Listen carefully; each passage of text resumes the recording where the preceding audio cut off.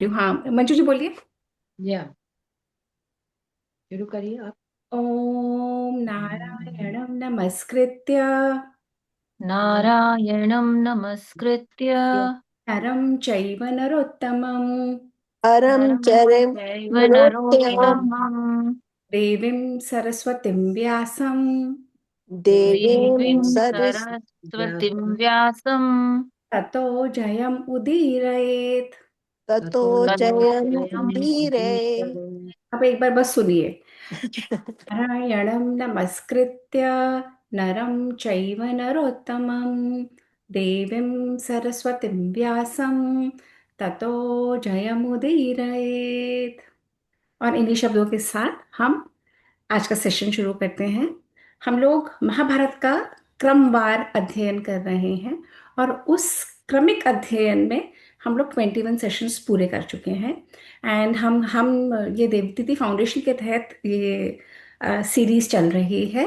हम अध्ययन कर रहे हैं गीता प्रेस गोरखपुर का संस्कृत हिंदी अनुवाद, जिसमें कि महाभारत के 6 ग्रंथ हैं। हम पहले वाले पे हैं, प्रथम खंड में, और आदि पर्व पे हैं। और ये बहुत ही सुंदर जर्नी है क्योंकि हम सबको महाभारत का इतना ज्ञान है नहीं और ये बहुत विस्तृत है। तो जहाँ तक हम पहुँचे हैं हम वहाँ से आगे बढ़ेंगे। तो थोड़ा सा मैं रिवीजन कर देती हूँ जहाँ पे हम पहले थे। हम जहाँ पे चल रहे हैं वहाँ पे पांडव, जो पांडव राजकुमार हैं पांचों, और उनका और कौरवों का अध्ययन हुआ।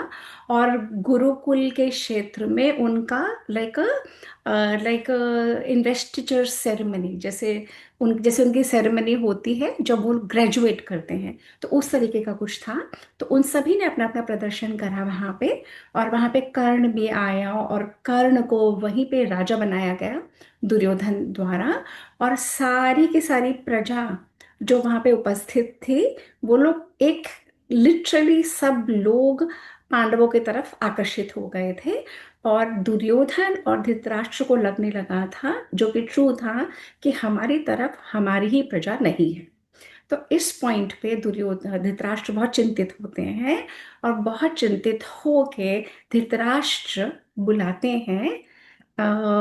एक सेकेंड, अब मैं जरा अपनी स्क्रीन को कर लेती हूँ। और 1 मिनट, मुझे 1 मिनट दीजिए। हाँ, धृतराष्ट्र बहुत चिंतित होते हैं और वो बुलाते हैं अपने। यहाँ पे हम पहुंचे हैं 139 अध्याय पे। एकोन चत्वारिंश अधिक शततम अध्याय, 139वां अध्याय, जो है आदि पर्व के जतुग्रह में। अभी जतुग्रह क्या है? जतुग्रह वो है जिसको हम लाक्षागृह के नाम से जानते हैं, जिसको हम जानते हैं का पैलेस ऑफ लाख। पैलेस जो इस तरीके का बनाया गया है, जो जलाने के ही उद्देश्य से बना था। तो ये अब हम जो कर रहे हैं आदि पर्व के जतुग्रह पर्व के सेक्शन में हम एंटर कर रहे हैं। और ये जो महाभारत की हमारे पास ये जो प्रथम खंड है, इसके 489 पेज पे मैं पहुंची हूँ। अब धृतराष्ट्र यहाँ पे बहुत परेशान है, बहुत उद्वेलित हो रहे हैं। उनको दिख रहा है कि पूरी प्रजा का झुकाव पांडवों के प्रति है।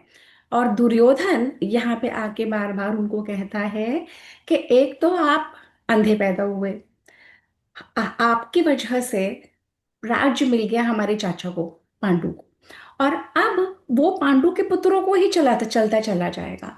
मुझे और या मेरे पुत्रों को तो कभी राज्य मिलेगा ही नहीं, क्योंकि युधिष्ठिर हमसे बड़ा, और युधिष्ठिर और ये पांडवों को सब इतना पसंद करते हैं। हमें तो कोई पसंद भी नहीं करता, हमें कोई लाइक नहीं करता। तो अब आपकी वजह से जो राज्य हमारा होना चाहिए था पहले ही नहीं मिला, अब इनकी वजह से हमें नहीं मिलेगा, तो हमें तो कभी मिलेगा ही नहीं, मुझे और मेरे पुत्रों को। और ये जो मेरे सब भाई हैं, इन सभी को, हमें तो इनकी भिक्षा पे रहना पड़ेगा। और आप खुद सोचिए पिताश्री, कि किसी की भिक्षा पे रहना क्या सही है क्षत्रिय के लिए? धृतराष्ट्र के मन में तो पहले ही लालसा थी। धृतराष्ट्र पहले से ही राज्य हासिल करना चाहते थे। धृतराष्ट्र कहते हैं अच्छा, कुछ समय दो। तो धृतराष्ट्र बुलाते हैं अपने एक अमात्य, एक अपने मंत्री, एक अपने बहुत चोजन एडवाइजर, जो राजा को कौन प्रिय होता है? जो सेंसिबल राजा होता है उसे वह प्रिय होना चाहिए जो उसको सही दिशा दिखाए, सही का ज्ञान दे। परंतु जो राजा ऑलरेडी मोह से अंधा है, अंधा तो है ही, और मोह से अंधा, पुत्र प्रेम से अंधा, उसे कौन सा मंत्री प्रिय होगा? जो उसको वह बताएगा जो राजा सुनना चाहता है, राइट उपमा? जो हाँ राजा जी। सुनना चाहता है, अगर राजा को मंत्री वह बताएगा तो राजा तो मोस्ट हैप्पी हो जाएंगे। तो ऐसे ही ये धृतराष्ट्र ने बुलाया कणिक को। अब कणिक कहते हैं यहाँ पे, बहुत बड़ा आख्यान है। कणिक उनको पूरी स्ट्रैटेजी बताते हैं। और आजकल ये जो जियोपॉलिटिकल टर्मोइल अपने वर्ल्ड में चल रहा है, तो ये जो कणिक की जो स्ट्रैटेजी है, ये कोई धर्म पे भी है नहीं, सारे अधर्म वाली स्ट्रैटेजी है। परंतु ये सब हम अभी अपने आंखों के सामने होते देख रहे हैं। जो ट्रम्प में, यूएस में जो उसकी पॉलिसीज चल रही हैं, जो होना चाहिए वो नहीं होता, जो नहीं। अब कोई सोच सकता है कि वेनेजुएला के प्रेसिडेंट और उसकी वाइफ को उठा के ले गए? आप लोग सोच, हम्म। हो सकता था? नहीं। परंतु हमारी आंखों के सामने हो रहा है, राइट? तो इसी तरीके से ये जो कणिक हैं, ये अर्थशास्त्र के बहुत बड़े विद्वान हैं, वेदों के भी विद्वान हैं। तो धृतराष्ट्र इनको कहते हैं, आप मुझे बताइए, मेरे मन में अत्यंत डाह हो रही है, एक्सट्रीम एनवी, एक्सट्रीम जेलसी, ये पांडवों के पुत्रों के प्रति, और कैसे मैं इसका समाधान करूं? और मुझे ये बताओ, सलाह दो कि हमें क्या करना चाहिए। तो धृतराष्ट्र तो कह रहे हैं कि इतनी ख्याति बढ़ गई है, इतने ये फेमस हो गए हैं, और इनके इनके लिए प्रजा के मन में इतना अच्छा भाव है, मेरे पुत्रों का तो कभी नंबर आएगा नहीं। ऐसे कर करके वो सारे बताए जा रहे हैं। तो कणिक कहते हैं कि देखिए, जो मैं आपको बता रहा हूँ, आप ये मत समझिएगा और दोष दृष्टि मुझ पर मत डालिएगा। मैं आपको वह बता रहा हूँ जो आपको करना चाहिए, क्योंकि आपको का मोह अपने पुत्रों के प्रति है, और आप नहीं चाहते कि पांडवों को ये राज्य मिले। तो मैं आपको जैसे जैसे जो मुझे समझ में आ रहा है मैं शेयर करता हूँ। तो धृतराष्ट्र सुन रहे हैं, और यहाँ पे ये जो है कणिक ये बोल रहे हैं और सारी स्ट्रैटेजी बता रहे हैं। तो कहते हैं, सबसे पहले तो राजा को कभी अपनी दुर्बलता नहीं दिखानी चाहिए। राजा को जो उसके मन में है वो बाहर कभी नहीं शो करना चाहिए। राजा को हमेशा अपने शत्रु के प्रति इतना अच्छा भाव रखना चाहिए, शो करने के लिए, दिखाने के लिए, परंतु मौका आते से ही शत्रु को मार डालना चाहिए। राजा को सब कुछ वो करना चाहिए। राजा के पास कोष है, ट्रेजरी है, तो सारा धन खर्च करके राजा सब इन्फ्लुएंशियल लोगों को अपने पास इकट्ठा कर ले, वैश्यों को भी, शूद्रों को भी, ब्राह्मणों को भी, सबको धन से कर ले, कुछ को व्यवहार से अपना बना ले। जब राजा अपने कोष को खर्चा करके सब अपनी तरफ कर लेता है और शत्रु के अगेंस्ट करने में सक्सेसफुल हो जाता है, कि शत्रु के अगेंस्ट कर दूं, तो धीरे धीरे धीरे वो राजा उस प्रजा का मन बदलने में कायम हो जाता है। तो वो कहते हैं ये कैसे पॉसिबल है? तो कणिक कहते हैं कि जैसे जैसे आप समझो कि अगर आपका शत्रु में कोई दुर्बलता है और आपके शत्रु को कोई बहुत बड़ी प्रॉब्लम है, और उसी समय आपने उस शत्रु को नहीं मार डाला और उसको छोड़ दिया, तो वो शत्रु इतना बड़ा हो जाएगा किसी पॉइंट ऑफ टाइम पे आके कि वो आपको और आपके राज्य को खत्म कर देगा। तो धृतराष्ट्र ने कहा कैसे? कणिक ने कहा जैसे कि जरा सी अग्नि पूरे विशाल वन को समाप्त कर देती है, जरा सी अग्नि, उसी तरीके से वो आपका शत्रु जो आज निर्बल है, अगर आपने छोड़ दिया दया करके, तो वो बलवान हो जाएगा और आपको ही समाप्त कर देगा। तो इस तरीके से शत्रु को मारने की असंख्य बातें कणिक धृतराष्ट्र को बताते जाते हैं, और कहते हैं कि शत्रु पक्ष के सहायकों को पहले अपने अपने पास बुलाइए, फिर उनको, उनकी मूल को काटिए, ऐसे करके शत्रु को बिल्कुल अकेला करिए। और राजा को क्या चाहिए? राजा को चाहिए कि जैसी प्रजा राजा में देखना चाहती है वैसा वेश बना लो। अगर प्रजा चाहती है कि आप गेरुए वस्त्र पहनो या आप अग्निहोत्र करो या होम करो या ब्राह्मणों के प्रिय कार्य करो, तो आप वो सब करो, पर अपने मन में हमेशा शत्रु के प्रति निगाह रखो कि शत्रु को कब मारना है, कैसे मारना है। शत्रु को कभी भी छोटा मत समझो, अनुकूल समय आ जाए तो उसे मार डालो। और यहाँ पे शत्रु कौन है? यहाँ पे शत्रु है पांडव। और पांडव पांडव। धृतराष्ट्र के भाई के बच्चे। आप खुद सोच के देखिए कि आज हम जिस वातावरण में रह रहे हैं, हमारे जेठ हैं, देवर हैं, हमारे नंदे, हमारे घर परिवार, और इस कदर रहा है कि हम उनको मरवा दें। कैन यू इमेजिन कि किस कदर जेलसी थी कि मरवाने के लिए तैयार हैं, और अमात्य कह रहा है, मिनिस्टर कह रहा है कि यही वे फॉरवर्ड है। धृतराष्ट्र पूछते हैं, तो कणिक कहता है कि साम दाम दंड भेद जैसे भी करना है करो। तो कणिक कहता है, वो कहते हैं कैसे करूं? तो कणिक यहाँ पे कहानी सुना रहा है। कहानी के अंदर कहानी है। अब ये लिटरली जो पंचतंत्र की कहानियां हैं, वो भी सब यहीं से आई हुई हैं। अब कणिक क्या कथा सुना रहा है? कणिक कथा सुना रहा है। अब जैसे हमें लगेगा बच्चों वाली, पर इन स्टोरी से बहुत सीख मिलती है। कणिक क्या सुना रहा है? कणिक कहता है कि चार दोस्त हैं। एक गीदड़ है और उसके चार मित्र। तो गीदड़ एक वन की कहानी सुना रहा है। गीदड़ है, उसके चार मित्र हैं। कौन कौन? बाघ, चूहा, भेड़िया और नेवला। हाँ, तो गीदड़ है, उसके चार दोस्त हैं, बाघ, चूहा, नेवला और भेड़िया। एक दिन हरिण, हरिण जो सारे डियर होते हैं ना, मृग, तो वो देखते हैं कि ये मृग है, मृगों का सरदार है। तो गीदड़ कहता है, भाई बाघ, तुम तो इतने इंटेलिजेंट, इतने पावरफुल हो, इतने स्ट्रांग हो, तुमने तो हरिण को इतने बार मारने का कोशिश करा पर वो तो भाग जाता है, पर वो तो तुम्हारे पकड़ में नहीं आता। तो क्यों ना हम एक प्लान बनाएं? क्या प्लान बनाएं? प्लान ये बनाएं कि जो हमारा ये मित्र है चूहा, चूहा को बोलेंगे, जब ये मृगों का सरदार सोया हुआ होता है, तो चूहा धीरे धीरे जाके उसके सारे पैरों को कुतर देगा। तो वो तो बोलते बहुत अच्छा आइडिया है। क्यों? क्योंकि जब सुबह मैं अटैक करूंगा उसके ऊपर, और जब वो हरिण भागेगा, तो नेचुरली उसके पैरों में तकलीफ होगी। चूहे ने काट लिया होगा, भाग नहीं पाएगा, मैं उसे अटैक करके पकड़ लूंगा। और जब आप पकड़ लोगे तो हम सब मिलके उसे खाएंगे। तो प्लान किसका है? गिदड़ का। गिदड़ ने प्लान बनाया, बाघ को बोला और चूहे को बोला और चारों को घेर लिया, न्योत लिया। अब उस शेर ने कहा बिल्कुल ठीक है। तो अब सारे अगले दिन की सेटिंग बैठ गई, और चूहे ने रात को उसके पैर कुतर लिए, और सुबह जैसे ही उसने उसको अटैक करने की कोशिश करी, वो तो हरिण भाग ही नहीं पाया। अब जब भाग ही नहीं पाया तो क्या करा? अब भाग ही नहीं पाया तो धीरे धीरे तो शेर ने उसको पकड़ लिया और उसको मार डाला। अब जब मार डाला, अब वो तो गीदड़ है। अब गीदड़ के मन में क्या प्लान चल रहा होगा कि सब कुछ को मैं, सारे को मैं अकेले ही खा लूं, कि मैं किसी से शेयर न करूं। यहां तक क्लियर है सबको कॉन्सेप्ट ये स्टोरी का? हाँ उपमा, है ना? हाँ, आ रहा है ना क्लियर? तो क्लियर। हाँ, गीदड़ ने कहा, अब बेटा प्लान के सेकंड स्टेप आया। अब क्या सेकंड स्टेप आया?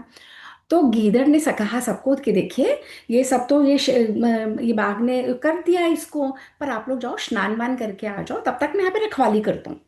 नहा धो के फ्रेश होके सब लोग आ जाओ, फिर इकट्ठा बैठ के खाएंगे। अब बाघ तो फटाफट नहा धो के आ गया, अपने आप को साफ साफ करके, और वहां देखा तो गीदड़ ऐसे खड़ा हुआ था। तो बाघ ने कहा क्या हुआ? तो गीदड़ ने कहा, आप तो पूरे इसके राजा हो, पर मैं बहुत व्यथित हो रहा हूँ कि आपके बारे में लोग ऐसी ऐसी बातें करते हैं। तो इन्होंने कहा कैसी बातें करते हैं? कि वो जो चूहा है ना, चूहा आया था और सबको बता रहा था कि काय का शेर बनता है अपने आप को ये बाघ, मेरे कुतरने की वजह से इसको मिला है ये, अगर मैं नहीं होता तो शेर की तो कोई औकात ही नहीं थी। अब शेर को ये बात चुभ गई। अब शेर कहता मैं तो नहीं खाऊंगा ये, मैं तो अब अपने आप वो करूंगा, अपने आप शिकार करूंगा और अपने आप ही खाऊंगा। अब शेर वहां से चला जाता है। अब अब उस समय आया चूहा, फिर नहा धो के, और चूहा आया, और चूहे को गिद्ध ने कहा, चूहा भाई, चूहा तुमने तो बहुत अच्छा काम करा, परंतु तुम्हें पता है नेवला आया था, और नेवला ने कहा है कि ये बाघ ने मारा है ना, अब ये तो पूरा जहरीला हो गया, ये पूरे हरण में पॉइजन भर गया, और मैं तो खाऊंगा नहीं क्योंकि मुझे तो मरना नहीं है। अब तुम चाहो तो तुम खा लो, और मैं तो क्या करूंगा, जैसे ही चूहा आएगा ना मैं चूहे को खाऊंगा, क्योंकि ये तो पॉइजन बन गया। तो चूहा डर के भाग गया कि नेवला मुझे खा जाएगा। अब दो आउट हो गए। भाग चला गया, चूहा चला गया। अब गीदड़ आया, वो आया भेड़िया। अब भेड़िया आया, और भेड़िया को उसने कहा, भाई ये बाघ तो आज तुम पे बहुत नाराज है। और वो अपनी पत्नी के साथ आया था, और उसने ये कहा कि मैं अभी आता हूँ और भेड़िया को खा जाऊंगा। अब भेड़िया ये सुन के डर के भाग गया। अब तीन आउट हो गए। उधर नेवला आ गया, और नेवला कहता है, नेवले को गिदड़ ने कहा, ए इधर आ, ये मैंने तीनों को मार दिया, भगा दिया। बाघ को मैंने मार दिया, डरा के मार दिया, मार के डरा दिया। और चूहा चला गया, और ये चला गया। अब तो मैं अकेला हूं, आ मुझसे लड़ ले। अब नेवला कहता है, यार इसे तो बाघ को भी खा लिया, डरा दिया, भेड़ियों को भी कर दिया, और चूहा तो इतना बुद्धिमान था, सबको डरा के भगाते, मैं क्या किस खेत की मूली। वो भी भाग गया। अब रह गया गीदड़ अकेला। और गीदड़ ने खूब मजे से, जो किसी और ने शिकार किया और किसी और ने हेल्प करी, और उसने खाया। तो वो कहता है, कणिक कहता है, महाराज धृतराष्ट्र, जो राजा इस पद्धति पे चलता है वो सुखी रहता है। आपको अपनी प्रजा को डर दिखाना है, किसी का काम करवाना है तो उसको अपने पीछे लगा के रखो, हाँ मैं तुम्हारा काम कर रहा हूँ, हाँ कम कर रहा हूँ, पर कभी उसका काम करो मत। अपनी प्रजा को अपने पीछे लगाए रखो। लोभी को धन दो, किसी को हाथ जोड़ के काम निकलवाता है वो करवाओ, कमजोर को अपनी ताकत से अपने पकड़ में लाओ। और कोई मर्जी हो, तुम्हारा पुत्र हो, पिता हो, गुरु हो, जिसको तुम्हें मारना है अपना राज्य बचाने के लिए, उसको मार डालो। तुम चाहे सौगंध खाओ, चाहे धन, चाहे जहर दे दो, चाहे धोखा दो, और शत्रु को मार डालो। और यदि तुम्हारा गुरु, तुम्हारा कोई भी सामने आए, पर अगर तुम्हारे मन में क्रोध है, वो शो नहीं करना, ऊपर से बिल्कुल मीठे बने रहना है, किसी को कुछ बोलना नहीं है, पर वक्त आए तो शत्रु को मार डालना है। ऐसे कर करके वो पूरी स्ट्रैटेजी बनाता है। कौन बताता है? कणिक। किसको? धृतराष्ट्र को। फिर वो कहता है, अगर शत्रु आए, दूसरे राज्य का अगवानी करें, उनको प्यार से प्रेम से बैठाएं, उनको खाना परोसे, ऊपर से बिल्कुल व्यवहार अच्छा रहे, और रात में मरवा दें, जहर दे दे, जो करना पड़े करे।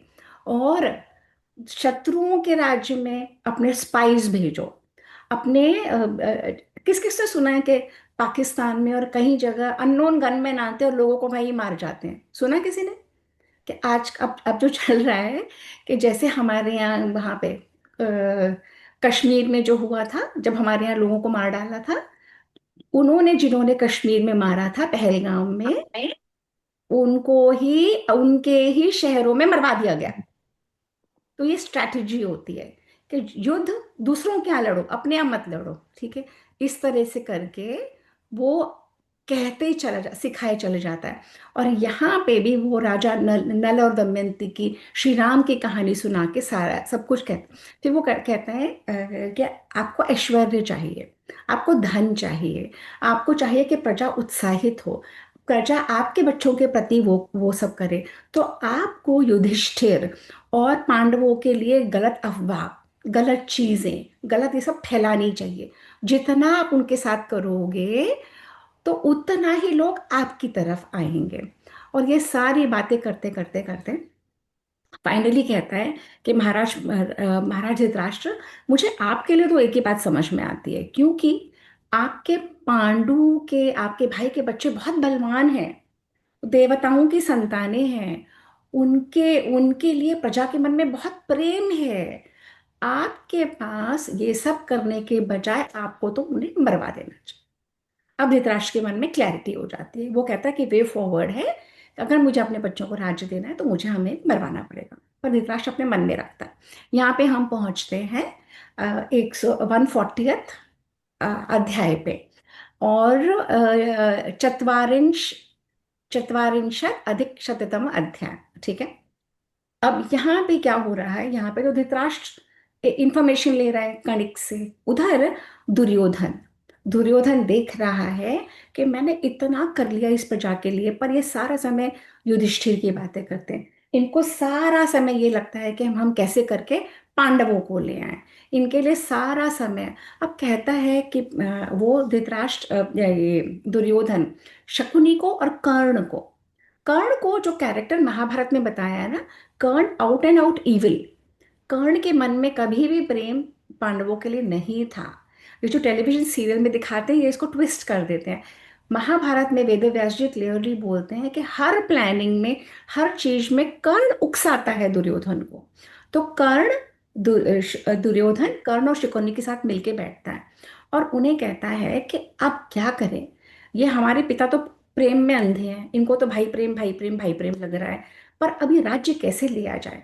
तो इन तीनों में प्लानिंग बनती है कि हमें जला देना चाहिए, हमें पांडवों को मार डालना चाहिए कुंती समेत, आग में जला देना चाहिए।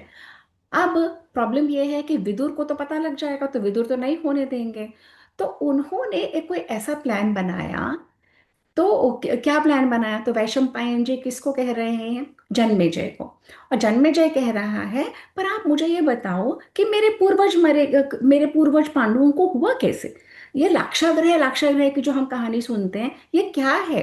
तो वैशंपायन जी कहते हैं कि जो तुम्हारे पूर्वज है ना, उनके ऊपर बहुत तरह से अटैक कर रहे थे सब लोग, बहुत तरह से। तो उनको अलग अलग स्टेप पे अलग अलग तरीके से निकलना पड़ा। तो जन्मेजय कहता है मुझे सब कुछ सुनाइए, विस्तार से सुनाइए। तो वो कहते हैं बिल्कुल सुनाऊंगा। तो वो कहते हैं कि विदुर को कुछ कुछ सुनने में आया कि दुर्योधन वगैरह कुछ करना चाहते हैं। तो विदुर ने अपने तब से ही प्लानिंग बनानी शुरू कर दी कि इन पे जब अटैक होगा पांडवों पे तो कैसे उसको हम बचा सकते हैं। तो विदुर जी ने वहां पे नाव भी बनवाई, कई चीजें करी, पर वो हम बाद में आते हैं, है ना, उसके ऊपर हम बाद में आते हैं।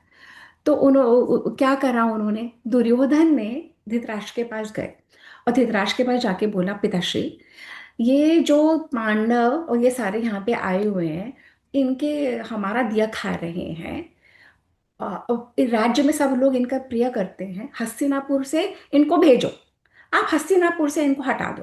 आप हस्तिनापुर से इनको कहीं भेज दोगे तो मैं यहाँ के लोगों को अपना बनाने में कामयाब हो पाऊंगा। जब तक ये लोग यहाँ रहते हैं कोई मेरी तरफ देखता ही नहीं है, कोई मेरी बात सुनता ही नहीं है। तो धृतराष्ट्र के माइंड में तो ऑलरेडी कणिक की बात चल रही थी, उधर से दुर्योधन भी आ गया। तो दुर्योधन ने कहा तुम क्या चाहते हो। तो दुर्योधन ने कहा धृतराष्ट्र को कि मैं चाहता हूँ कि ये वारणावत जो नगरी है ना, जो नई बनी है, हमारे हमारे राज्य के एक तरफ है, मैं चाहता हूँ कि आप ना उनको थोड़े दिन के लिए वहां भेज दो। ये लोग वहां रहेंगे तो मैं यहाँ पे मेहनत करूंगा और प्रजा के साथ प्रजा को अपना बनाने की कोशिश करूंगा। पर दुर्योधन कहते हैं कि देखिए मैं चाहता हूँ, क्लियरली बोलते हैं कि दुर्योधन धृतराष्ट्र को बोलते हैं आप इनको भेज दो। धृतराष्ट्र कहते हैं कि ये जो जाति वाले हैं ना, ये इतने अच्छे हैं, धर्म के अनुकूल चलते हैं, और पांडु जैसे मेरा भाई था उससे अच्छा तो भाई हो नहीं सकता, और ये बच्चे उससे भी ज्यादा अच्छे हैं। और सारा समय पांडु मुझे कहता था कि भैया राज्य मुझे मिला है पर ये राज्य तो आपका ही है, और युधिष्ठिर तो उससे भी ज्यादा धर्मपरायण है। धृतराष्ट्र के मन में बहुत कॉन्फ्लिक्ट है, क्योंकि धृतराष्ट्र अपने पुत्रों को, अपने भाई के बच्चों को भी प्रेम करते हैं, पर अपने पुत्रों को इतना ज्यादा प्रेम करते हैं कि वो ओवरटेक कर लेता है। और धृतराष्ट्र कहते हैं कि ये जो तुम प्लान बना रहे हो ना, वारणावत भेज दूं, इतना इजी है क्या। ना तो भीष्म मानेंगे, ना द्रोणाचार्य मानेंगे, ना कृपाचार्य मानेंगे, और इन लोगों के हाथ में सत्ता है, इन लोगों के हाथ में आर्मी है, वो सब हमसे बगावत कर देंगे तो कि राज्य यहाँ पे और मैं कहीं और भेज रहा हूँ। तो दुर्योधन कहता है कि देखिए ये जो भीष्म पितामह है ना, ये तो हस्तिनापुर की गद्दी से बंधे हुए हैं, ये कुछ नहीं बोलने वाले। और अश्वत्थामा जहाँ पे है, और अश्वत्थामा तो मेरा दोस्त है, अश्वत्थामा जहाँ पे है द्रोणाचार्य भी वही मानेंगे। और कृपाचार्य कौन है, वो द्रोणाचार्य के जीजा जी हैं, बहन और साली जी का रिश्ता है, तो वो भी नहीं मानेंगे, तो आप क्यों डर रहे हो। तो धृतराष्ट्र बोलते हैं कि ये धृतराष्ट्र कहते हैं कि दुर्योधन मेरे माइंड में ये चल रहा है कि ये पाप पूर्ण कृत्य है, ये not the right thing to do. और जब हम कुछ ऐसा करते हैं जो सही नहीं होता, हमारे ही मन में द्वंद्व होता है कि नहीं? होता है या नहीं? हाँ जी, होता है। होता है ना। क्योंकि हमारी हम्म। अंतरात्मा बोल रही है कि हम कुछ गलत कर रहे हैं। हाँ, बाहर का तो है ही नहीं। धृतराष्ट्र कहते हैं मुझे पता है ये पाप पूर्ण है, इसलिए मैं खुल के नहीं बोल सकता हूँ। मैं खुल के ये बात नहीं बोलूंगा, मैं राजा हूँ। और मुझे ये भी पता है कि ये जब बातें अगर खुलेंगी तो लोग हमें हमारी बहुत बुराई करेंगे। दुर्योधन फिर समझाता है। फिर दुर्योधन कहता है अगर आप मेरा काम नहीं करेंगे तो मैं शोक के मारे जलता रहूंगा, मैं चैन से नहीं बैठूंगा। मेरी रातों की नींद उड़ गई है, दिन का चैन उड़ गया है, मैं बीमार पड़ जाऊंगा। ऐसे कर करके दुर्योधन अपने पिताजी को कर फंसा लेता है। अब फाइनली क्या होता है? फाइनली समझ में आ जाता है विदुर को और युधिष्ठिर को। कैसे समझ में आता है? धृतराष्ट्र पहले उनको अपने पास बुलाते हैं, युधिष्ठिर को, और कहते हैं यहाँ पे हम पहुंच गए 142 चैप्टर पे, ठीक है, अध्याय में। यहाँ पे वो धृतराष्ट्र कहता है पुत्र इधर आओ, मैंने सुना है कि तुम लोगों ने अभी पूरी अपने अध्ययन करा और तुम लोगों ने इतनी वीरता से सारी सब कुछ करा है, तो मैं चाहता हूँ तुम लोग भी अब इंजॉय करो, थोड़ा रिलैक्स करो, थोड़ा घूम फिर आओ। तो हमने सुना है, मेरे सारे अमात्य बोल रहे हैं कि एक बहुत ही सुंदर नगरी बनाई है हमारे ही राज्य में, वारणावत, तो क्यों ना थोड़े दिन के लिए चले जाओ वहां पे। युधिष्ठिर के तो कान खड़े हो जाते हैं, वो समझ जाता है अगर कैपिटल से आपके ही बड़े कहते हैं कि दूर चले जाओ, मतलब जहाँ पे एक्शन हो रहा है, जहाँ पे राज्य का सारा वो है, तो कुछ तो गड़बड़ है। और युधिष्ठिर भी अपनी बात अपने तक मन में ही रखते हैं। और युधिष्ठिर वो कहते हैं कि तुम अपने भाइयों समेत, अपनी माँ समेत, और कुछ दिनों के लिए वारणावत घूम आओ, मैंने सुना बहुत सुंदर है। और उससे पहले धृतराष्ट्र क्या करते हैं? अपने सभी मंत्रियों को कहते हैं कि पूरे हस्तिनापुर में हवा फैला दो। अरे वो तो बड़ा सुंदर है, जैसे हम सब सुनते हैं ना, अयोध्या बहुत अच्छी बहुत अच्छी, हमारा सबका जाने का मन है ना, वैसे ही वो पूरे में हवा कर देते हैं, र्यूमर फैला देते हैं। तो ये सोचो आप कब से चला आ रहा है, सोशल मीडिया के थ्रू कर दिया, ये सबको बोल दिया बहुत सुंदर है। तो युधिष्ठिर कहते हैं हाँ हमने भी तो सुना है।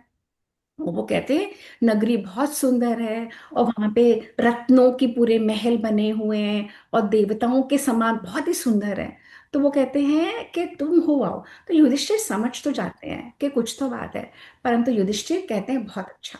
और वो आते हैं और अपनी माता को सब बातें बताते हैं, और माँ को कहते हैं माँ चलने के लिए हमें व्यवस्था कर लो।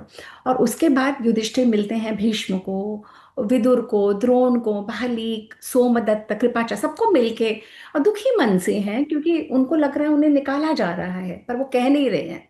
क्योंकि वो कह के जब भी दुर्योधन ने इन पे अटैक करा, कुंती ने और विदुर ने समझाया था कि कभी रिएक्ट मत करो, अपने तक ही रखो, क्योंकि आज तुम्हारे पास वो बल नहीं है। Wait for the right opportunity, जब बल आ जाएगा तब करेंगे, अभी कुछ मत करो, चुपचाप जैसा हो रहा है वैसे होते रहे। तो उन सब से मिलके और दुर्योधन युधिष्ठिर कहते हैं हम आपकी आज्ञा चाहते हैं, हम अपनी माँ समेत और अपने भाइयों समेत हम जा रहे हैं वारणावत। और वारणावत से तो भीष्म कहते हैं हाँ घूम फिर के आ जाओ। और चलते चलते अब हम 143rd चैप्टर पे आते हैं। चलते चलते उन्हें विदुर, ऐसी बात विदुर, अ, ये उस काल की बात है जब वहाँ पे संस्कृत नॉर्मल लैंग्वेज में बोलते थे, और तब भी प्राकृत भाषा थी। कहीं उपमा अपने आपको म्यूट कर लो, हाँ। तो तब भी प्राकृत भाषा थी। तो विदुर उनको कुछ कहते हैं, विदुर कुछ कहते हैं, और युधिष्ठिर कुछ बोलता है, और वो विदुर और युधिष्ठिर के बीच में संवाद होता है, और फिर सब चुप हो जाते हैं। तो अब क्या होता है? दुर्योधन, अब वहां पे हम आ गए 143rd चैप्टर पे। दुर्योधन क्या करता है? दुर्योधन पूरा स्टेज सेट करता है। तो दुर्योधन, एक उसका मंत्री है पुरोचन, उसका बहुत ही विश्वास का पात्र है। पुरोचन को बुला के कहता है पुरोचन, जैसा ये पूरी धरती है ये मेरी है, उतनी ही तुम्हारी है, और तुम्हारा फर्ज है मुझे हेल्प करना। तुम कब ग्रो करोगे? जब ये सारा राज्य मेरे पास होगा। और मैं तुमसे ऐसी बातें बोल रहा हूं जो मैं किसी से नहीं बोल सकता। मैं चाहता हूं कि तुम एक ऐसे रथ पे बैठो जो शीघ्रगामी हो, और तुरंत निकलो और वारणावत पहुंचो। और वारणावत पहुंच के एक इतना सुंदर महल तैयार कराओ, एक इतना सुंदर, इतना अट्रैक्टिव, इतना ज्यादा खूबसूरत, और जो बाहर से और जिसकी दीवारों पे सारा कंबस्टिबल मटेरियल, सारा जलने वाला मटेरियल, जैसे जैसे कि उसमें हो जाए घी और लाख और लक्कड़, और ये जितना भी, जैसे सूखी हुई घास उसमें कुछ मिला के, जितना भी, जितना, no problem Ashima, you can leave, not a problem, no problem. जितना भी कंबस्टिबल मटेरियल है, जितना भी, तो अब जब विजुअलाइज करिए कि सारी दीवारें और सारा छत और सारी फ्लोरिंग सब कुछ ऐसे मटेरियल का बना हुआ है जो जलने वाला हो, है ना। और जब और ऐसा तैयार करते हैं, तो यहाँ से ये पुरोचन निकल जाता है, और पुरोचन अपने साथ अपनी टीम को ले जाता है, और वहां पे जब वारणावत में बनाना शुरू कर देता है। इधर युधिष्ठिर सब लोगों को मिलके, और फिर से अपने अपने कौरवों के बड़ों को मिलके, फिर सारे मंत्रियों को मिलके, फिर सारी प्रजा को मिलके, और निकल रहे होते हैं। और जब ये निकल रहे होते हैं, तो इनके पीछे पीछे सारी प्रजा जाती है, और इनकी प्रजा बोलती है, आपस में बात कर रही होती है कि ये धृतराष्ट्र है ना, इनको हमारे युधिष्ठिर महाराज सुहाते नहीं है। ये धृतराष्ट्र और दुर्योधन को है ना, हमारे पांडव नहीं सुहाते, तब तो ये निकाल रहे हैं इनको, हम भी इनके साथ चले जाते हैं, हम भी यहाँ पे नहीं रहेंगे। और युधिष्ठिर ये सारी बातें सुन रहे होते हैं। हाँ, उनके साथ आप विजुलाइज करो कि वो जा रहे हैं, पीछे पीछे विदुर और सारे मंत्री हैं, उसके पीछे पीछे सारी प्रजा ऐसे ऐसे करके जा रही है। अब उधर जब वो जा रहे होते हैं, तो 144 चैप्टर पे हम पहुंच गए। अब यहाँ पे आ गए, यह युधिष्ठिर और विदुर का संवाद। अब विदुर महाज्ञानी है, विदुर विदुर को तो पहले ही पता लग जाता है, क्योंकि जो अच्छे मिनिस्टर होते हैं वो हर जगह अपने गुप्तचर रखते हैं, स्पाई रखते हैं। तो विदुर को समझ में आ गया कि कुछ तो चल रहा है, तो विदुर के सारे स्पाइस थे, उन्हें दुर्योधन की सारी मंत्रणा पता लग गई।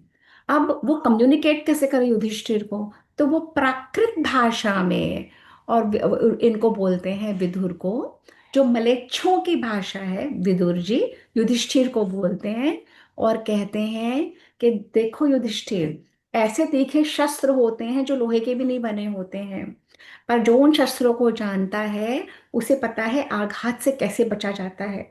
जिनकी आंखें नहीं होती ना, वो मार्ग देख नहीं पाते, दिशाओं का पता नहीं लगता, पर नक्षत्रों से आप पता कर सकते हो कौन सी दिशा में जा रहे हैं। और जब वनों में आग लग जाती है, तो इतने बड़े बड़े पेड़ मर जाते हैं, पर बिल में रहने वाले चूहे और सांप बच जाते हैं। ये सारा विदुर ने कोड वर्ड में युधिष्ठिर को प्राकृत भाषा में बता दिया। ना अर्जुन वगैरह को पता लगा, ना कुंती को पता लगा, ना प्रजा को पता लगा। और युधिष्ठिर ने कहा मैं समझ गया, और वो लोग निकल गए। अब जब वो लोग निकल गए, तो कुंती ने कहा अगर तुम ठीक समझो तो पुत्र मुझे बता दो, और हमें बता दो कि विदुर ने क्या कहा जिसके लिए तुमने कहा ठीक है। तब युधिष्ठिर, उससे पहले युधिष्ठिर ने सब प्रजा को बोला, देखिए धृतराष्ट्र मेरे बड़े पापा हैं, मेरे ताऊ जी हैं, वो हमारे राजा हैं, वो जो करेंगे ठीक करेंगे, आप लोग सब जाइए, आप लोग सब वापस अपने घरों को जाइए, मेरे पीछे मत आइए, वापस अपने घरों को जाइए। तो युधिष्ठिर ने सबको प्रणाम करा और बड़ी मुश्किल से सबको भेज दिया, विदुर भी चले गए। फिर कुंती ने उनसे पूछा, तो कुंती को और सारे भाइयों को युधिष्ठिर ने बताया कि विदुर जी ने कहा था कि जिस घर में तुम रुकोगे, वहां कोड वर्ड में वहां पे अग्नि का भय है, साथ ही ऐसा मार्ग ढूंढ लेना, तुम वो करने के बहाने, शिकार करने के बहाने, कि तुम वहां से बच के निकल लो, और इंद्रियों को वश में रखोगे तो तुम बच जाओगे, और जब समय आएगा अपना राज्य फिर लेना। ऐसे यहाँ पे ये 144 चैप्टर खत्म होता है। यहाँ पे एस्ट्रोनॉमिकल डिटेल है, क्या है, फागुन की शुक्ल अष्टमी के दिन रोहिणी नक्षत्र में यात्रा की। अब ये सब क्यों इंपॉर्टेंट है, क्योंकि बहुत सारे लोग स्कॉलर्स महाभारत की क्रोनोलॉजी पे स्टडी कर रहे हैं कि ये कब हुई थी, तो ये नक्षत्रों के डिटेल्स डालते हैं सॉफ्टवेयर में, और वो एरर आ जाता है कि महाभारत एक्चुअली कब हुई थी। अंग्रेज तो कहते थे ये वो है माइथोलॉजी। अब यहाँ पे हम पहुंचे 145 पे पर्व पे। 145 अध्याय में अब क्या होता है, अब ये लोग वारणावत पहुंचते हैं। जब वारणावत पहुंचते हैं, वारणा जब एक सेकेंड, जब वारणावत पहुंचते हैं तो पांडवों की इतनी ख्याति है कि वारणावत की पूरी नगरी उमड़ पड़ती है इनको मिलने के लिए। सारे लोग, अब जैसे आज मोदी जी कहीं जाते हैं तो सब कोई मोदी जी से मिलने आता है कि नहीं, सब सड़कों पे खड़े हो जाते हैं, नॉट जस्ट इन इंडिया पर वर्ल्ड ओवर होता है ना। मंजू जी देखते हैं ना हम लोग कि वर्ल्ड जी हाँ, ओवर। बिल्कुल बिल्कुल हाँ, बिल्कुल। हाँ। तो ऐसे ही पांडवों की इतनी ख्याति थी कि सब पूरा आपका पूरा वाराणवत के नागरिक उनको मिलने आ गए। और उन्होंने देखा कि ये देवों के समान इतने इतने गुड लुकिंग, इतने काइंड, इतने जेनरस, इतने अच्छे ये युधिष्ठिर महाराज। और ये वेद व्यास जी कहते हैं कि सबसे पहले ये सारे पांचों कुमार पहले गए ब्राह्मणों को मिलने के लिए, और ब्राह्मणों को मिलने के बाद जितने भी नगर के इंपॉर्टेंट ब्राह्मण थे, फिर वे लोग गए मिलने के लिए क्षत्रियों को, जो भी अधिकारी थे क्षत्रियों को मिले। उसके बाद वहां के गणमान्य वैश्यों को मिले। जैसे कहीं भी मोदी जी जाते हैं या हमारे लीडर जाते हैं तो अलग अलग गिल्ड को मिलते हैं, है ना, अलग अलग लोगों को। तो ये क्षत्रियों को मिले और शूद्रों को भी मिले, अच्छे शूद्रों को भी मिले। अब हमें क्या बताते हैं ये लोग कि आपके यहाँ तो अनटचेबल था, आपके यहाँ तो कास्ट की प्रॉब्लम थी, आपके यहाँ तो शूद्रों को छुआ नहीं जाता था। ऐसा कुछ भी नहीं था। ये जबरदस्ती की अफवाहें फैलाई हुई हैं। आई एम नॉट सेइंग कि कोई प्रॉब्लम नहीं, कुछ तो होंगी भी, पर जिस तरह के ये लोग पेश करते हैं वैसा नहीं था। हमारी महाभारत क्लियरली बोलती है कि जब पांडव गए तो वे ब्राह्मणों को भी मिले, क्षत्रियों को भी मिले, वैश्यों को भी मिले, शूद्रों को भी मिले, है ना। उसके बाद वे पहुंच गए पुरोचन के घर, पुरोचन के डेरे पे, क्योंकि धृतराष्ट्र ने कहा था कि दुर्योधन हमारा एक अमात्य है, वो तुम्हारा वेलकम करेगा। अब पुरोचन ने वहां पे पहुंच के बहुत अच्छे से वेलकम करा। तो ये कुछ दिनों के लिए पुरोचन के ही वहां पे रुके, पुरोचन के ही डेरे पे, क्योंकि वहां पे तो घर बन रहा था, वो कंप्लीट नहीं था, ये महाभारत में है। तो पुरोचन के डेरे पे रुके। पुरोचन में सुंदर वस्तुएं, सुंदर शैया, बैठने का उत्तम आसन, और ये सब करके और कुछ दिनों तक वे वहां पे रहे, और नगर के सब श्रेष्ठ लोग भी वहां पे आते रहते थे। अब 10 दिनों तक वे वहां पे रहे। फिर पुरोचन ने उनको बोलना शुरू करा कि एक बहुत ही सुंदर शिव महल बना है। एक उसका क्या नाम रखा, शिव भवन। एक बहुत ही सुंदर शिव भवन बना है, आप लोग देखना चाहेंगे। पर वास्तव में वो क्या था, अशिव था, अमंगलकारी। शिव भवन मतलब मंगलकारी। तो पुरोचन के कहने से वे सब लोग, अ, कुंती, उनके चारों पांचों पुत्र, उनके सारे मिनिस्टर्स, उनका पूरा रेटिन्यू, सेवक सेविकाएं, सब लोग पहुंचे शिव भवन में। अब शिव भवन को सब तरफ से देखा युधिष्ठिर ने, और युधिष्ठिर ने किसी के सामने कुछ नहीं कहा। जब रात को पुरोचन चला गया तब युधिष्ठिर ने कहा, भाई देखो, यही बताया था विदुर महाराज ने, यही बताया था, यहाँ पे दीवार देखो, यहाँ पे छत देखो, यहाँ पे फ्लोरिंग देखो, ये पूरा का पूरा महल धू धू करके जल जाएगा, कोई भी नहीं बचेगा। यहाँ यह निर्माण हुआ है अग्नि दीपक पदार्थों से। इसमें घी और लाख और चर्बी और सूखी घास और क्या क्या ये सन, राल, मुंज, बलवज, मोटे तिनकों वाली घास और बांस, ये सबको घी में डुबो डुबो के अच्छे से ये बनाया है इसने। तो भीम ने कहा, भैया अगर लग ही रहा है और आपको पता है कि ये जल जाएगा, तो हम रुकते क्यों यहाँ पे, चलो हम अभी निकल चलते, हम अभी निकल चले ना, रुके क्यों। युधिष्ठिर ने कहा, नहीं, ये स्ट्रैटेजी बिल्कुल ठीक नहीं है। अगर हम अभी निकल गए तो दुर्योधन के कान खड़े हो जाएंगे, और वो कहीं भी हमें भेज के और उसके, हम हमारे पीछे गुप्तचर भेज देगा, हत्या करने वाले भेज देगा, हमें मरवा देगा। हमें ये नहीं करना चाहिए। हमें उचित समय का, उचित मौके का इंतजार करना है। उनकी जो स्ट्रैटेजी थी, इंदु जी अपने आप को म्यूट कर लीजिए। उनकी जो स्ट्रैटेजी थी कि उचित समय का, उचित मौके का यूज करके हमें निकलना चाहिए। एग्जैक्टली लक्षाग्रह, है ना। तो इसको संस्कृत में जतुग्रह बोलते हैं। ये पूरे पर्व का, ये पूरे सेक्शन का नाम है जतुग्रह पर्व। तो ये महाभारत के आदि पर्व का जतुग्रह सेक्शन में अलग अलग अध्याय हैं। ओके। तो यहाँ पे भीष्म भीम कहते हैं कि चलो निकल चले, युधिष्ठिर कहते हैं नहीं। अब ये लोग क्या कहते हैं, ये लोग स्ट्रैटेजी बनाते हैं। क्या स्ट्रैटेजी? कि जब तक पुरोचन एकदम कंफर्टेबल हो जाए, जब तक पुरोचन को लगने लगे अरे इनको तो कुछ नहीं पता, तब तक यहाँ आराम से रहते रहो। दिन भर में घर के बाहर निकलो, शिकार करने के बहाने आसपास का पूरे फॉरेस्ट की रेकी कर लो कि एग्जिट कहाँ से हो सकता है, कहाँ से निकल सकते हैं, कहाँ से हम क्या कर सकते हैं। और रात को बिल्कुल अलर्ट रहो कि पुरोचन आग ना लगा दे। ऐसे कर करके तो बहुत अपने आप को संभालते हुए वो लोग वहां पे रहने लग जाते हैं। ऐसा करते करते 1 वर्ष बीत जाता है, 1 साल वो लोग वहां पे रहते हैं।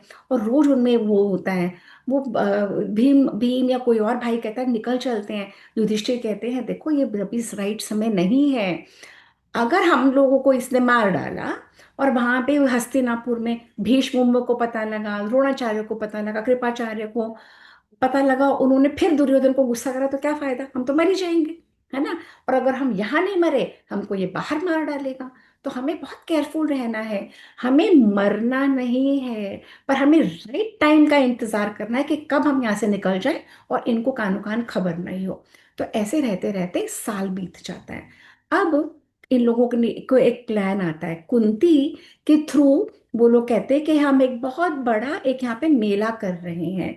तब तक इन लोगों की दोस्तियां सब जगह और हो जाती हैं। तो उस मेले में पूरे वाराणसी के और बाहर के सब लोग आते हैं इनका पूरा जतु वो देखने के लिए, इतना सुंदर महल देखने के लिए। वो एक बहुत बड़ा आयोजन करते हैं। और वहां पे उस समय जब ये कर रहे होते हैं तो कुंती के माइंड में प्लान आता है कि अगर कुछ ऐसा हो जाए कि कोई हमें कोई ऐसी ले मिल जाए जो 5 बच्चों की माँ है, वो यहाँ पे हो और हम उसको जला के हम निकल जाएं। ये तो कुंती के मन में आता है। इन सबके भी मन में आता है। परंतु दैववश, होने के वश, होनहार से जब ये मेला लग रहा होता है तो वहां पे बहुत सारे लोग आते हैं और बहुत सारे लोग खा पी के चले जाते हैं। परंतु एक भीलनी आती है। उस भीलने के 5 पुत्र होते हैं। और वो पांचों पुत्र, वो भीलनी भी नशे में उन्मत्त होती है, ये पांचों पुत्र भी नशे में होते हैं। और ये लोग खा पी के खूब मजा करके एंजॉय करके वहीं सो जाते हैं, उसी जतुग्रह के अंदर या उसके बाहर जहां पे भी, उसी प्रेमिसेस में। अब उसी रात बहुत बड़ा तूफान आता है और वो एक अपॉर्चुनिटी होती है। क्योंकि अदरवाइज क्या होता है, पुरोचन हमेशा द्वार पे होता है और ये लोग अंदर पहरा दे रहे होते हैं, पुरोचन द्वार पे दे रहा होता है। परंतु उस समय पुरोचन भी रिलैक्स हो गया होता है मेले के बाद, तो पुरोचन भी सो रहा होता है। तो भी और वहां पे बहुत बड़ा आंधी तूफान आता है। तो भीमसेन सबको उठाते हैं और भीमसेन कहते हैं आज अब वो वक्त है। परंतु उससे पहले क्या होता है जो मेरे से रह गया, उससे पहले होता है कि एक मनुष्य आता है विदुर के पास एक मनुष्य आता है युधिष्ठिर के पास और कहता है मुझे महाराज विदुर ने भेजा है और मैं ऐसे ऐसे आया हूं और मेरा कार्य है सुरंग खोदना, मैं उसमें एक्सपर्ट हूँ। तो दुर्योधन युधिष्ठिर कहते हैं मैं कैसे मान लूं। तो वो कोड वर्ड बताते हैं कि ऐसे ऐसे आपने कहा था, आपने प्राकृत में जवाब दिया, उन्होंने कहा था। तो वो समझ जाते हैं कि हाँ ये तो बिल्कुल राइट है। तो जो जब ऐसे जो आता है उसको ये लोग पांचों अपने घर में रख लेते हैं और वो लोग वो रोज रात को अपने औजारों से एक बहुत बड़ी सुरंग उसके घर के बीचों बीच में से खोद देता है और ऊपर से उसको कवर कर देता है कि दिखती नहीं है। तो यहाँ पे ये सुरंग तैयार हो रही होती है। यहाँ पे 1 वर्ष बीत जाता है। 1 वर्ष में ये सब आसपास की सराउंडिंग के वो कर लेते हैं। और फिर ये मेला लगता है, आंधी तूफान आता है। तो भीमसेन सबसे पहले पुरोचन के को जो बाहर होता है उसकी कुटिया में करके दरवाजा बंद करके आग लगा देता है। फिर भीमसेन इस घर में जहां पे ये लाक्षागृह है वहां पे आग लगा देता है। और फिर वो लोग सब उस सुरंग से करके और उसमें कर करके यहाँ पे धू धू धू धू करके सब जल रहा है। और वो लोग सुरंग में जा रहे हैं, घबरा रहे हैं, डर रहे हैं। और भीमसेन अपनी माँ को कंधे पे बिठा के, नकुल सहदेव को अपने यहाँ पे लेके और दोनों भाइयों का हाथ पकड़ के वेद व्यास जी कहते हैं उसमें से आगे जाते जा रहे हैं, जाते जा रहे हैं, जाते जा रहे हैं। अब जहां पे यहाँ पे ये जलता ये है, चट चट चट करके जोर से आवाज आती है, पूरी नगरी उठ जाती है। पूरी नगरी के लोग यहाँ पे इकट्ठे हो जाते हैं और कहते हैं ये पुरोचन ही है, ये पापात्मा है, ये दुर्योधन की चाल है, ये धृतराष्ट्र ने करवाया है, हाय हमारे बाबू तो मर गए, और विलाप करने लग जाते हैं। और जब अग्नि को शांत करने की कोशिश करते हैं, वहीं तो उनको वो शव मिलते हैं, वो भीलनी के और पांचों पुत्रों के, और उनमें क्लैरिटी आ जाती है सब तो मर गए। और धिक्कार है दुर्योधन पे, धिक्कार है धृतराष्ट्र पे, कुछ छुपता नहीं है, जो हम छुपाना चाहते हैं वो सब उजागर हो जाता है। सबको पता है कि दुर्योधन ने ये क्लियरली करा है, पुरोचन ने कराया। अब उधर क्या होता है, वहां तो सुरंग से, अब जैसे ही ये खबर विदुर के पास पहुंचती है, विदुर अपने एक उसको भेजते हैं, जहां पे ये सुरंग निकल रही होती है वन के बाहर, वहां पे ही वो एक उनको मनुष्य मिलता है। वहां पे गंगा जी की गंगा जी बह रही है, वहां पे एक नाव लेके जिसमें यंत्र लगे हुए हैं। हमें ये लोग कहते थे कि तुम्हारे यहाँ कोई यंत्र नहीं है, तुम्हारे पास कुछ नहीं था, तुम बिल्कुल बेकार लोग थे। ये सब महाभारत में है। यंत्र वाली नाव, चलने वाली नाव, इलेक्ट्रिकल या जिस भी वे से चलती थी, यंत्र को वो नाविक कहता है, मुझे विदुर जी ने भेजा है, ये पासवर्ड है, ये कोड वर्ड है, वो सब समझ जाते हैं। वो नाव पे बैठ के गंगा को पार करके उस तट पे पहुंच जाते हैं। अब इनके लिए क्या सबसे बड़ा डर है कि दुर्योधन और उसके आदमी इनको देख लेते हैं। इनके लिए ये है अपनी जान, अपनी सर्वाइवल, और इनके लिए है कि जितना दूर हम जा सके वहां से उतनी दूर चले जाएं। और उधर क्या होता है, उधर अब ये ऐसे वन में पहुंचते हैं जहाँ पे हिंसक पशु हैं, जहाँ पे कुछ नहीं उग रहा, कोई जल नहीं, कोई कुछ नहीं। कुंती बेहाल हो रही है पानी के लिए, परेशान हो रही है। ये इधर चल रहा है। अब उधर क्या हो रहा है, उधर लाक्षागृह, ये उसमें, ये सब मैंने बता दिया आपको ना। एक सेकंड में वहां आ जाओ। अब हम पहुंच गए हैं 149th अध्याय पे। अब वारणावत के लोग संदेशा भेजते हैं धृतराष्ट्र को, जो तुम चाहते थे वो हो गया, तुम्हारा भाई पहले मर चुका था, अब तुमने उसके बच्चों को भी मरवा डाला। इतने निर्भीक, इतने नहीं डरने वाले सिटीजन, नागरिक, नागरिक वहां पे कहलवा देते हैं। और धृतराष्ट्र विलाप करने लगता है, हाय मेरे बच्चे, हाय मेरे बच्चे। और वो कहता है जो मर्जी पैसे लग जाएं, पर जितना मर्जी धन चाहिए, पर इन इन सब का क्रियाकर्म अच्छे से करो, क्योंकि तब तक वो भीलनी और उसके बच्चों की लाशें मिल गई होती है ना, कंकाल मिल गए होते हैं। और वो वहां पे प्रजा कह रही होती है हस्तिनापुर की, हमें पता है सब इन्होंने ही मरवाया है, अब ये नाटक कर रहे हैं। तो दुर्योधन और धृतराष्ट्र की इमेज कभी भी अच्छी नहीं रही, क्योंकि प्रजा को दिख जाता था कि ये ढा रखते हैं, एनवी है, जेलसी है, ये पांडवों को देख नहीं पाते हैं। और धृतराष्ट्र को कि अब तो तुम्हारी कामना पूरी हो गई, अब तो तुम्हारे भाई के बच्चे मर गए, अब तो राज्य भी तुम्हें लोगे। और वहां से धृतराष्ट्र सबको भेजते हैं, उनका वो करवाते हैं, सारा दाह कर्म संस्कार कराते हैं। और हस्तिनापुर में ही सारे बड़े वाले कौरव इकट्ठा होके जलांजलि देना चाहते हैं, जलांजलि देते हैं पांडवों के नाम की। तो विदुर, जब ये लोग सब जाते हैं, विदुर इशारे से भीष्म को मना कर देते हैं, आप मत दीजिए। तो भीष्म समझ जाते हैं कि कुछ तो है। फिर भीष्म विदुर को एक तरफ ले जाते हैं, तब विदुर बताते हैं, भीष्म जी पितामह, ऐसे ऐसे पांडवों पे विपत्ति आई थी, उसका मैंने ऐसे निवारण करा, फिर मैंने सुरंग तैयार करवाई, फिर मैंने उनके लिए नाव भेजी है। तो भीष्म गदगद होकर रोने लग जाते हैं, और वो कहते हैं तुमने तो हमें बहुत बड़े भार से मुक्त करा। और तो विदुर और भीष्म ज्यादा शोक नहीं मनाते हैं, शांत रहते हैं, चुप, कुछ बोलते नहीं। और बाकी सब लोग सोचते हैं कि वो तो मर गए, वो तो खत्म हो गए, और वो सारी वो करते हैं, उनके लिए सारे जितने भी रिचुअल्स होते हैं वो सब कर देते हैं। अब उधर क्या हो रहा होता है, उधर वहां पे अब आ जाते हैं वन के ऊपर, ये लास्ट है, 5 minutes and we are done. Okay. तो उधर क्या होता है, उधर वन में, अब वन में माता कुंती को इतनी जोर से प्यास लग रही होती है, तो भीष्म में 10,000 हाथियों का बल है। तो भीमसेन सबको उठा के चल रहे होते हैं। वो फिर भी नींद इन लोगों की पूरी नहीं होती। सब इतने परेशान हो जाते हैं, वो कहते हैं हमें सोने दो, हमें सोने दो। भीमसेन कहते हैं हम यहाँ पे नहीं रुक सकते, हमारे पीछे आ जाएंगे वो लोग। और भीमसेन चलते जा रहे हैं, चलते जा रहे हैं, जैसे कोई बहुत बड़ा हाथी पूरे वन में से चलता है, वन को रौंदते हुए। भीमसेन जाए जा रहे हैं। एक पॉइंट पे कुंती बेहाल हो जाती है, कहती है मैं नहीं, बिना पानी के नहीं कर सकती। भीमसेन उनको वहां रख देते हैं और कहते हैं मैं जल लेके आता हूँ। तो कोई सारस की आवाज आ रही होती है, वहां पे पहुंचते हैं। भीमसेन जल के स्तोत्र पे नहा धो लेते हैं, चादर में ही पानी को ले लेते हैं कि उनको पिला दूंगा। जब वो पहुंचते तो वो सब सो गए होते हैं, इतने थके होते हैं। तो भीमसेन रोते हैं कि हम राज्य महाराजे ऐसे शैया पे सोने वाले, मेरी माँ कैसे ऐसे पड़ी हुई है एक भिखारन की तरह, मेरे भाई जो देवताओं की संतान है, मेरी माँ जो श्री कृष्ण की बुआ है, मेरी माँ जो उनकी कुंती भोज की पुत्री है, और क्या हमारा हाल हो गया। तो भीम यहाँ पे रो रहे हैं और कुंती और ये चारों लड़के सो रहे हैं। और भीम कहते हैं मैं इनको नहीं उठाता, इनकी नींद पूरी हो जाए, कल उठ के फिर पानी पी लेंगे, फिर हम यहाँ से आगे चलेंगे। हे परमात्मा, मैं जागरण करता हूँ, मैं इन सबको बचाऊंगा। और यहाँ पे हमारा 150 अध्याय समाप्त होता है आज का। ये यहीं पे है। हाँ जी, अब किसी को कुछ कहना है, कुछ पूछना है, so we can go through it. इतना का स्टोरी आपके सामने आई कि नहीं पूरी? हाँ, एक्चुअली अब इंटरेस्टिंग हो गई है, बिल्कुल आ थोड़ा गए। मजा आ रहा है सुनने में। हाँ, अब इंटरेस्टिंग हुई है।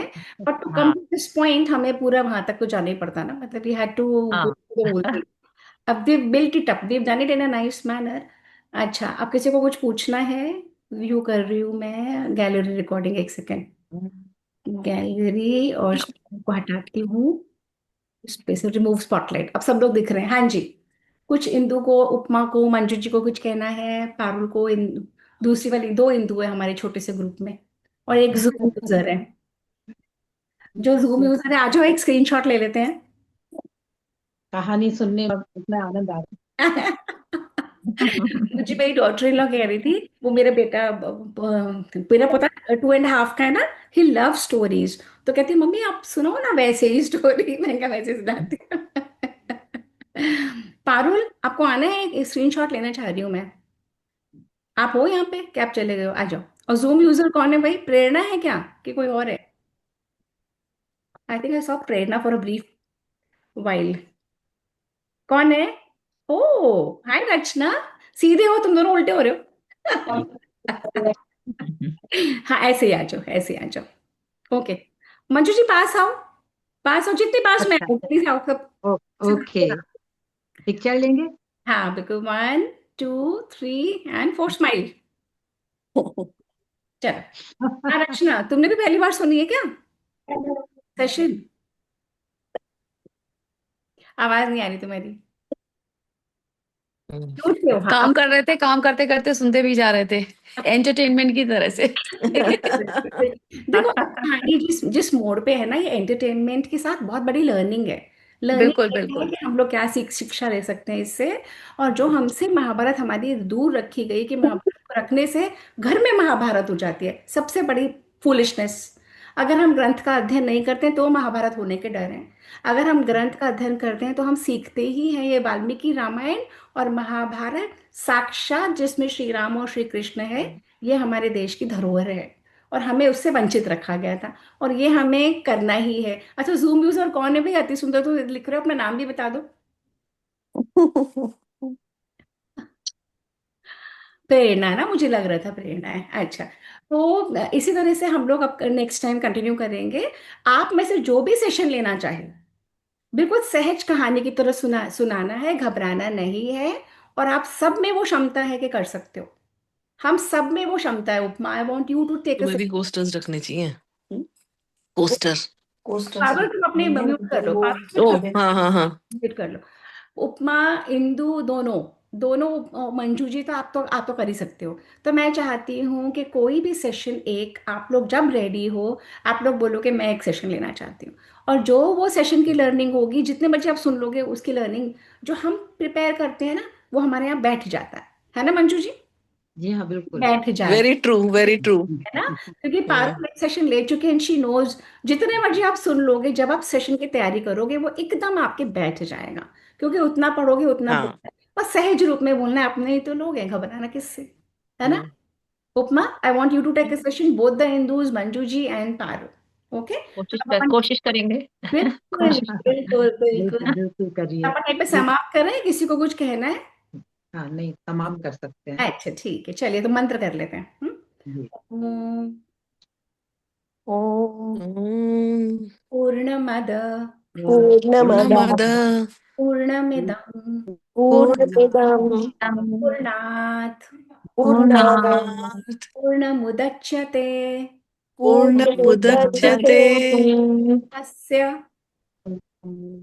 पूर्णस्य पूर्णमेधा पूर्णमेवावशिष्यते।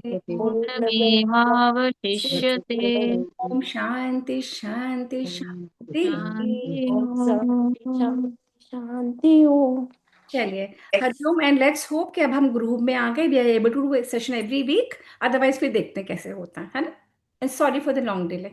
ओके, हरिओम हरिओम। हरि ओम। हरिओम हरिओम, बहुत अच्छा लगा।